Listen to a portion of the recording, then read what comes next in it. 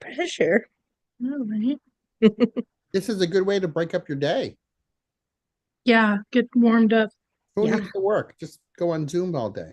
Yeah, it's the middle of the Right. night, or it's the middle of the afternoon for you guys. It's kind of getting nighttime for Max, and me, it's kind of almost nighttime. All right, we should be live on YouTube. Whoops. We are live, everybody. Welcome in to episode 19. I can't believe it, Ken. Episode 19 of Pick Our Brains. I can't believe when I first brought this idea to you, you said, I'm not doing it. And now you're on episode 19. So yeah, you're doing it. And we have brought in some special guests today. We have brought in the bookmongers, everybody. The bookmongers. You may know them from Paper Gold or Whatnot fame or beautiful eBay fame. They are phenomenal booksellers, and we're going to talk a little bit about their story. And it's very cold where they are. You can tell they're trying, their cheeks are very rosy and red right now. They're trying to stay warm. But we're just going to talk books just like Kent and I normally do. And be very nonchalant and see wherever the direction goes. So Addie and Amanda, welcome to Pick Our Brains. Thanks for having Thanks. us. You want to tell Appreciate everybody it. where you're from geographically and a little bit about just talk about a little bit how you got started, and then we'll see where the direction goes. Go ahead. We're in Seattle, Washington. Just south of Seattle is where our warehouse is. And Addie really started this business during COVID. She works a job I have a day selling job. frames, We have to eyeglass blame frames. her. We blame her for this then. Exactly. This is all her fault. That's She's why the we're cold. reason that you're lugging hundreds of pounds of books up a stairs on a regular basis. Oh my gosh. Again the other Yes. day. What in the world? Yeah. And so during COVID, she couldn't go around and sell her eyeglass frames. So she watched a TikTok? You tell the story. So in December, late December of 2019, I caught a TikTok from a guy called the Money Badger who taught a lot of people how to sell books on TikTok or on Amazon specifically, but Bill Shirley. And I give him a lot of props. I don't really talk to him as much as I should, but he was in a Goodwill and he picked up a book and said, "You see this right here? It's a cookbook." And he's like, "This I can buy this for 10 cents and resell it on Amazon for $25." And I was like, "What?" So I watched all his content, started very early, January of 2020, I think I activated my seller account on January 3rd. So after I would do my day job, I would go around and go to all the thrift stores and scan and find books. And I'd come home with a car full of books when I was out traveling, and would list them merchant fulfill, and then it expanded into just doing a ton of other products and everything. And uh, books is just so much easier. So I agree. it's much nicer to just come back to just doing books only, and especially when you're dealing with Amazon and all of the different rules that they have. Well, And I quit my the way job you tell last the year. story, was it instantaneous that you fell in love with this business, or was it a mixture of, hey, it's COVID, something new it's time for something new? What was the emotional factor behind the sudden change? Well, I like to hunt, Mhm. I like to find things for 25 cents that you can sell for $200, or whatever, it's rare. But it's just it's a nice consistent stream of additional income. At the time, that's what it was, a couple $100, and a couple $1,000. And especially with FBM, because it takes, or pardon me, fulfilled by Amazon, the books that you send into Amazon take such a long time to actually get paid for. You've kind of like forgotten about it. And so it's a consistent amount of money usually that comes in Right. from that. So Yeah, and let's sort of highlight the language here, the lingo for people that are new. FBA is fulfillment by Amazon, at which point you send books to Amazon's warehouse to be sold on the Amazon website. And then there's FBM, fulfillment by merchant, which would stay in your warehouse and you would send the books out when they sell. Right. So I'm curious, you started out going to Goodwills and thrift stores and sourcing that way, but now your model has shifted quite a bit, hasn't it? Totally changed. So how are you In what was that? It was early 20. Yeah. In 2023, we were offered.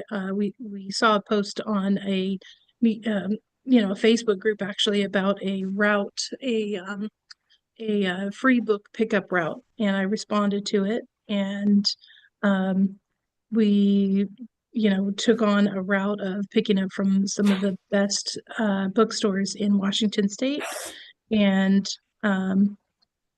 basically just all of their discards and a few libraries. Well, that has grown. I honestly, we need to count actually. Thrift stores and libraries and bookstores, and it's just basically the discards that all of these places don't want anymore. So shelf discards from libraries and whatever is not popular fiction for thrift stores that can sell through, as well as the bookstores that have 5 copies of whatever book, and they just have too much of them, so they let them go. Did you understand right away that other people's discards was money in your bank, or how long did it take? Well, everyone has a different model.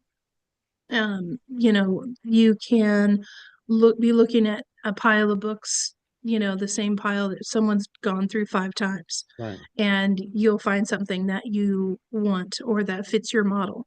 So, I don't ever feel like there's something that we shouldn't take, or should at least, run through our processing system, and do our own research. So, We've had a lot of success with taking, even after scanners have come through. I mean, Right. all of our stuff is after any scanners have come through or any other booksellers have come through, and there's still plenty You to know I take from love that. that. I Yeah. love that. Yeah.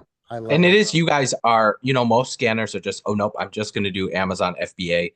If you're doing Amazon FBA, if you're doing the sellback companies and then you're doing eBay as well, the scanners will like a lot of times skip right over like even the Harry Potter books, right? right. Yep. Right. So if you're willing to do the other different venues to sell them, I think they're definitely missing out on stuff. Right. So it's not just, you're not just picking up they're duds for just the FBA sellers, or maybe there's just the eBay sellers that have picked through them already that are missing stuff that you guys can clean up and make some money on. Yeah, but Yep. I'm also convinced that a lot of newer book scanners, they're not learning the right way. And I think Addie and Amanda are going to agree with me here on this. They Yep. think that red is bad and green is good, and that's not always the case. It's No. about the numbers that are on the screen, whether you use Scoutly or Scout IQ, and those numbers dictate the profitability of those books. And sometimes watching too many Instagrammers or YouTubers, you just get the red is green, red is bad, green is good mentality. And so that's what they abide by. And then here comes Amanda and Addie taking those so-called dud books and making a living from it. So while they're Yeah, it's a lot more everyone else is nuanced. playing checkers, the bookmongers are playing chess. That's right. We've got a heavy strategy. I'm curious, how often does it happen that you go pick up a Gaylord of books or 50 boxes of books from someone and you're scanning them and you're like, oh man, we only got $300 worth of books. That wasn't worth our gas and effort to do that. How often, and I assume with the different clients, you have to make sure that you're getting enough value from them to make it worth going to pick up their books for quote unquote free. Well, most of the time we route we're not just picking up from one place at a time. Whenever we go out, we know that we're going to get a whole van load full of books. We definitely try to track our pickups, and there is benefit in every single pickup that we have. If we take on someone new that we're a little suspicious of, we'll isolate those books out, and we'll look at them in a controlled situation, and then we will evaluate it based on that. But we've never not we don't have anything we don't have any pickups that's not worth it. Matter of fact, one of our pickups just eliminated themselves from our route, and we are very happy about I that. remember you and I talking about this a couple months ago. Yeah. Yeah, Yeah. Time is money, and we don't have time to repack the boxes Right. when we get there. We need to walk in and pick up when we have 6 places to go in a day. right. And so we have parameters, and they need to pack the boxes tight and full. And she was not interested in doing that. But So- you guys are also in a very fruitful intellectual state, right? And geographic. Mhm. Absolutely. I mean, Powell's is there for you. You got great books everywhere, correct? Yeah, Powell's lots is in schools, but yeah, Powell's is down in Portland, but Okay. yeah, it's close. We only don't, 3 yeah, hours. we don't need any more books right now. I know it, so we don't mark them all. We try to be really careful about Kent and I a lot always out. disagree when I say books are everywhere. He wants to fight me on it all the time. It's Good books the aren't flow is everywhere. nonstop. And you could my solution is just pile them higher. Listen, I've piled really high. And most booksellers are limited on time, space, money, Mhm. labor, and like you're limited on everything. There's never enough time, there's never enough space.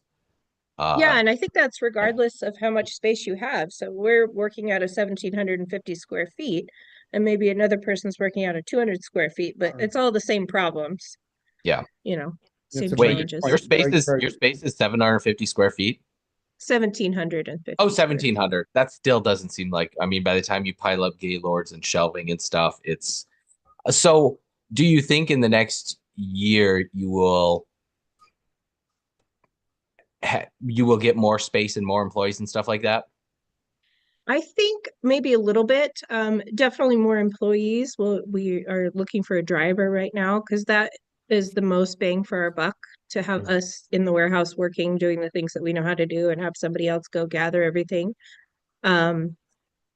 But I think we're in the right amount of space right now. We've nailed some systems, like, kind of moved things around. We reworked our whole system to make it more efficient so that we can really work things as they're coming in and list them as we're working them, and utilize the space that we have without feeling like we're overflowing. So I think we're okay for right now, but probably within a year. I don't know. Well, we're in a conference room. Let's talk about it. Let's hash this out. So we need to make, we're gonna be making a model of our warehouse space with pieces that represent the different tables and items that we have. So that's gonna be, the setup that we have. So before we make any big changes, otherwise, we'll be able to lay it out physically on a map. Do you have any advice for someone's going to watch this video? They may be live with us now. They want to do books. They want to get into it the same way I got into it, Ken got into it, and you guys got into it, just starting, with thrift stores. Is there any advice you would give to people so they get on the right track from the get-go and not on the wrong track with bad information from the get-go? One of the biggest things that I would highly suggest is if you are shelving books to, sorry, she's gonna just go get our lunch. If you're shelving books to be able to fulfill the orders yourself, whether it be merchant fulfill, if you're putting them on Amazon or eBay, or however you're selling books, get yourself a system for inventory, so that you know exactly where something is. You might know where you think it is or where you've put it, but if you are going out of town and you want to hire a friend of yours to go in and do your shipping, they are not going to be able to find, the books that you think where they're at. So it's pretty important to have a solid system for inventory. right I- off the bat. Because our model is, so it's grown so exponentially. I mean, it's just blown up. One of the things that I personally is always in the back of my mind is just to keep our expenses down as much as Mhm. possible. So while I want a bigger space and it'd be easy for us to move to a bigger space here in this where we're at now. It is not, it's not affordable right now for us. So until we're sure that we've grown enough to be able to support, the driver that we need to hire and more square footage. Yeah, so I think it's definitely a balance between looking ahead and looking at your goals and planning for the future, but then being patient enough to take step by step in order to get there and be solid all along the way. Yeah, yeah. I mean, we have to have growing, we do have to have growing pains. It's a must to have growing pains. It's a must to make mistakes as you grow. That's a very, very good point. I mean, you guys are growing, as you said, exponentially. Do you ever see yourselves going more to a conveyor belt system, or is it always going to be physical labor? Maybe I'm not gonna say no, but we're a long ways off from that. Right. So and with that, just that expense alone is kind of outrageous. So I'm most proud of the fact that we don't buy books. So if we were to get a conveyor belt, we would so quickly catch up with the amount of books that we can process that we would then be buying truckloads of books as well as still fulfilling all of the regular pickups that we have. So I don't know if we're ready for that or if we ever will be. Yeah, I sometimes think that you can grow, grow, and grow, but maybe you need to make a decision on what's the happy place Right. that you don't always have to grow. That Yeah. yeah. I mean, I had about 22,000 books in my inventory, and I've been putting that on a little bit of a diet now, and we're down to 18,000. And I'm going to Yeah. try to sift it down to 15,000. And I think that's where the happy place of my business and my model is at. I used to think that, 20,000 to 30,000 to 40,000, but no, I don't think that's the answer. I think the answer is to have, for me, a quality 10 to 15,000 books and sell as many as you can each day and just repeat the process every day. Yeah. Yeah, I mean, we're in the agree. process right now of, we have gotten new software and which has really helped our business. We signed on with Books Pro and it's been amazing. I don't mind mentioning them by name because they've been great.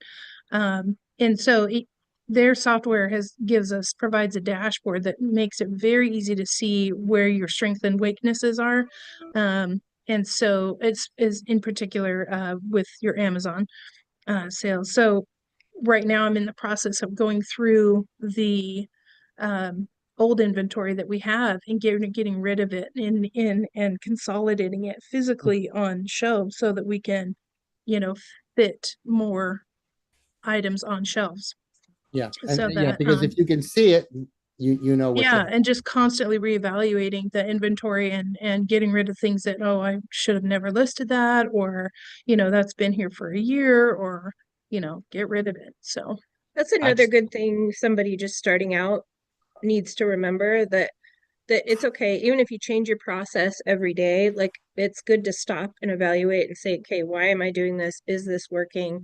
It's okay to break your system and start all over again. And I think you have to do that several times along the I way. love that. I love that you said that. We don't, I don't think we talk about that enough. It's okay to take a step in a different direction as you grow. So I'm glad you said that. That's very important. I just want to throw it out there quick that Addie and Amanda they're bulk sellers. They deal with many, many thousands of books a month.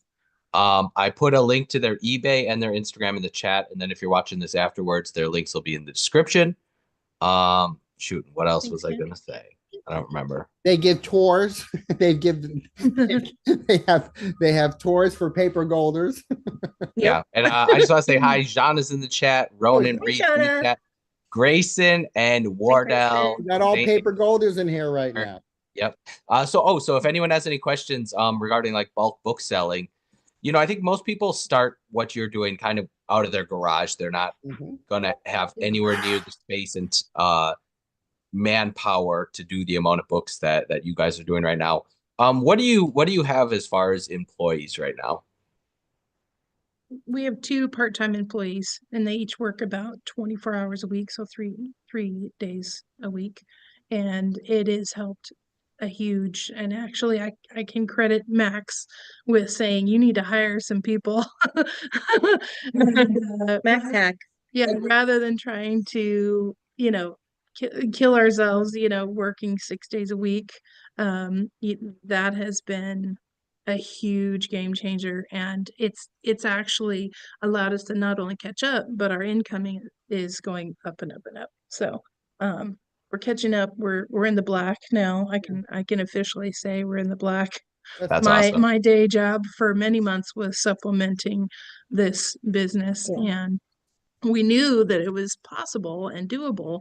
It just took us some time to get there. And it I like, think you okay, guys we need are some going to help. have an amazing 2025. I think by the Yeah. time we're over in 2025, we're going to have to redo this interview because it's going to be a completely different story, and it's just going to be an amazing rise in the next 300 or so days for you guys, because I can see the direction it's going. And then once I went into your store a couple months ago and we had conversations about it, I really saw the beauty and the majestic world you guys were about to get into. So just keep going and build it. And again, make your mistakes too. You're allowed to make mistakes. Yeah, I was gonna Yeah, say that I would love to have you back at the end of the year to kind of do a Oh recap of yeah. where you are. That'd be fun. I Yeah. by the end of the year, I would be willing to bet you'll have a few full-time employees, hopefully. So is it your goal to quit the full-time job to just sell books? Oh, I did that a long time Amanda ago. did. Yeah. I mean, Look at her maybe smiling. Look at her smiling. I'm Of not going to course be you able I did to. did that. that before we were in the black, clearly. So not my best choice financially, but my best choice mentally. Mhm. Yeah. Eventually, maybe. Yeah. I mean, I She loves her job I do love my job. and she's really good at it. And yeah, and it's a job where I can have a lot of time off, and also, if I hustle, I'm self-employed in that side of my business as well, and I have the ability to make a ton of money in one day, and then I can take a few days off. So, thank God it's flexible enough to where I can list 1,000 items, merchant fulfill, and then go sell some glasses. So Ken, did you get your Christmas present of fancy eyeglasses? I haven't gotten mine No. yet. Did you get Oh mine? no. Well, you're not wearing any, so how would we know? Yeah, I mean, and I will say though that books, especially your model of the bulk and moving bulk and sorting bulk and all that, has to be absolutely exhausting as well. it is. Well, we're really lucky with the partners that we have, for as far as the outgoing flow, or else we would not be able to do this. So, Yeah. and that's another thing that I would caution people that are trying to get into doing a little bit more volume, is that you need to have an outflowing source, and you don't want to have to pick up boxes additionally again, and then also take them to Goodwill, because Goodwill will eventually start saying no. So what you're going to want to do is either find a recycler, find a donation center that will come and pick them up. Hopefully a Gaylord at a time. There's buyback companies that you can partner with, where you can squeeze every penny out of every book. And there's lots of different, you know, ways So to get rid of the books that you don't want. I have a question. What all platforms are you selling online? And then do you have any local book sales or bookstores that you can move certain stuff to? So we do have a couple bookstores where we'll take them boxes of books and they go through them and give us credit or write us a check. We've had sales in the warehouse. We've had free giveaways in the warehouse. The free giveaways started when a big company went out of business that was our outlet. And we didn't know what we're gonna do. So people came and picked up full Gaylords in their back of their pickup Wow. trucks. I mean, it was nuts. Wow. So we gave away thousands of pounds of books. So we've done a couple sales at the warehouse that have, one was really successful, one was moderately successful. But yeah, we'd like to explore that in the future, rather than just donate all our duds, then sell them or monetize them somehow. I hear Latin pickers coming in. They maybe a bus in the future. Maybe a bus. We well, We sell on the buses. Amazon, eBay, uh, Etsy. Shopify store that's connected to our You website. guys were pioneers for the Paper Gold Group in Etsy, though. Let's talk about that for a second. That's gone I well. think, I think you guys were the first in the Paper Gold Group to establish an Etsy, Etsy book sales, and then you help promote it for other paper golders who are now eating off the same table that you started for them. I Go ahead. think people are selling on Etsy. Some of the other members are selling on Etsy, but they were selling like ephemera Mhm. and other different vintage items. I don't know what all else, but for books, it's been very good for us. It's a much smaller, close-knit community, kind of like eBay used to be, where you could message people and say, "Hey, I'm looking for this kind of book. Do you happen to have anything?" And that has been, it's really cool to get people to message you back, or I bought this for my dad for Christmas. He's an electrician. Do you have any more electrician manuals? Sure, let me see what I can find for you. Um, or I know I have some that I just haven't listed yet, but I'll message you first. It runs the gamut of things. And, as a seller, unfortunately, eBay has become a little frustrating in that people really, really try to lowball, send really lowball offers, oftentimes. And with Etsy, they just don't do that. People tend to appreciate, a vintage book that you've listed on there and took the time to photograph and I don't know. I think Have you heard I what really enjoy the have you heard about Etsy and eBay in Germany? Have you heard what's going on no, there now? Kent, do you want to no. divulge that a little bit? The promoted listings in Germany, they're giving it a try where normally you're only getting charged if you're promoting an item, you're only getting charged if it's someone that clicks on your ad and purchase it at some point. Now in Germany, they're trying to roll it out that if anyone clicks on your ad, they're going to charge you the extra promoted fee. So basically, even if you don't get a sale through your promoted click, they're still going to charge you. I don't know if they're going to roll it out on in the US ever. I think they're giving it a try and see what it does as far as people quitting promotions or how much extra revenue they're going to get. But we'll see. Let me say this. Let me say I'm gonna speak to eBay right now. Dear eBay, can you start caring about customer service? Please care about customer service. You're trying to get clicks and money from your sellers. Can you just start listening to your sellers? Thank No. you. The manager. Yeah, it seems like Sincerely. plenty of people have been seeing their eBay sales go down and then they promote and that helps, but then they're paying extra fees. So it's kind of a downward spiral. And then again, they decide one day that the fees aren't worth it and move to other platforms, which is good for us, but it's also really sad. Like people that have been selling on eBay for 20 years and then their sales kind of peter out and they kind of give up, it's sad. But I mean, for I think for all of us, eBay is amazing. Yeah. It's a very important part of our businesses and we appreciate Right. it. We just don't necessarily always like the changes. Do we have It's any annoying. questions in the chat, Kent? Anything? I don't see any questions. If anyone has any questions as far as Amazon or bulk selling or Etsy, Does anybody want to set up a time to tour the facility? We take Come on down. volunteers. Yeah. We've had several of the Paper Gold members come through and volunteer with us for a day or two at a time. Free labor. Yeah. How can you not love that? Free labor, man.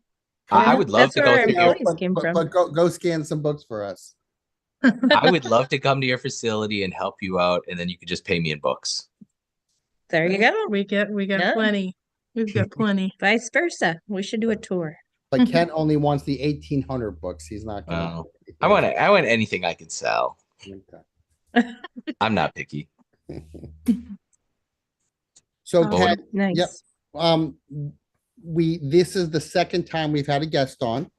Yep. Our first guest was the book peddler, Phil. And I think this is something that I want to continue doing, is bringing some more guests on.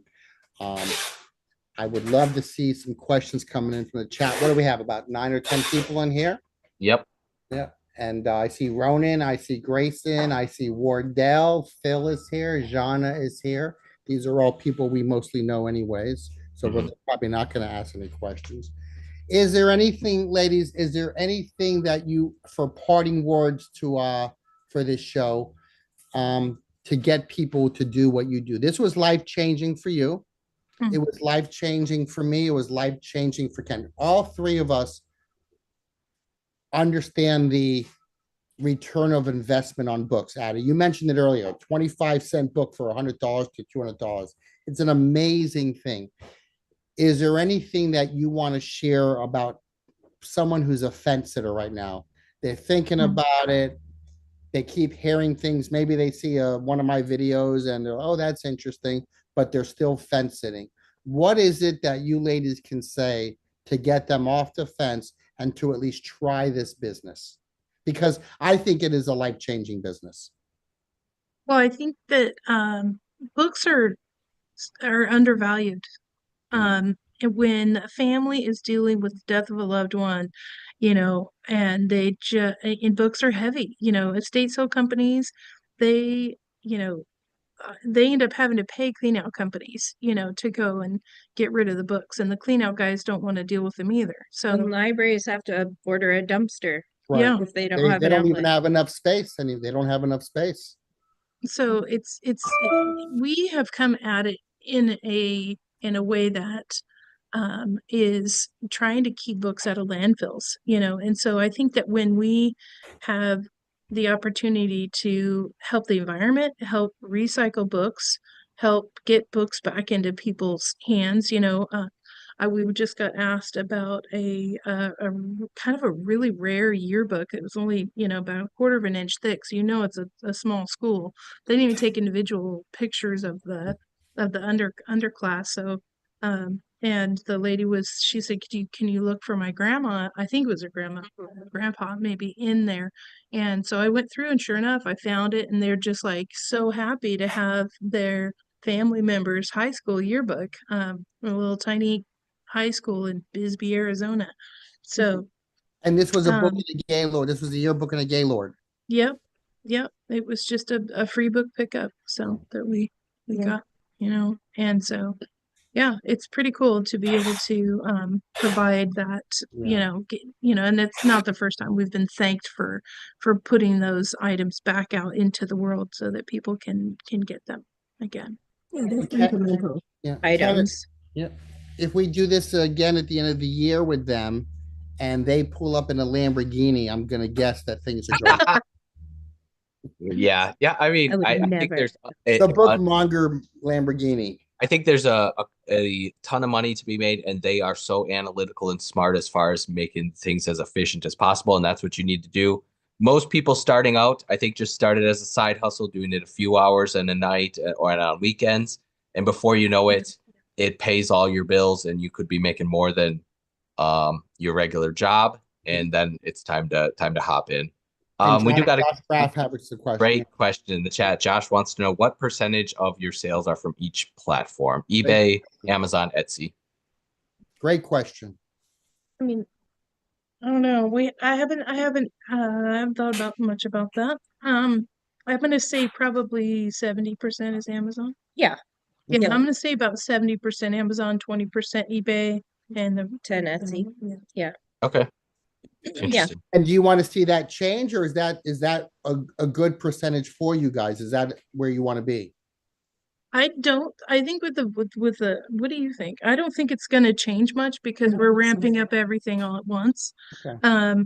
I'm very happy with our average sale prices on eBay and Etsy right now. Obviously our average sale price is not super great on, or not nearly as high on Amazon because it's more of a volume um, business, and but eBay and Etsy are the more antiquarian and special things, the non-barcoded books and so forth. So our average sale prices are about 2.5 times what they are on eBay or Amazon. Yeah, and I think that's typical. People look at Amazon as like, hey, if I can send this in with a box, or I can send this CD, DVD book with a box and make a couple bucks and make a lot of $2 bills here and there, and I know the Exactly. items are going to sell quick, it's just different math than if you're going to pay someone to list on eBay and do all that work and then ship it and store it. It's just a completely different math. Yeah. But Right. the point is, you can do whatever you choose. You can do it all, and you can make money in many ways, or you can make money in one or two ways. But the money is out there to be made. Kent, how nice was it to come on tonight and pick someone else's brains? Yeah, this was a lot of fun. Hey, we really appreciate you both so much. And yeah, we'll definitely have you on towards the end of the year again. Okay. Thanks so much. Better have a Lamborghini. And their links for their eBay and their Instagram will be in the chat in the description of this video. Go check them out for sure on Instagram, _book_mongers. And we'll see them